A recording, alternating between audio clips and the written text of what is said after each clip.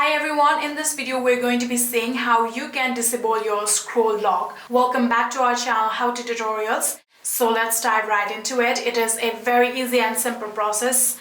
Here you can simply just go to the search bar on your PC. Here you can see search bar right here. So you'll have to drag your touchpad right here.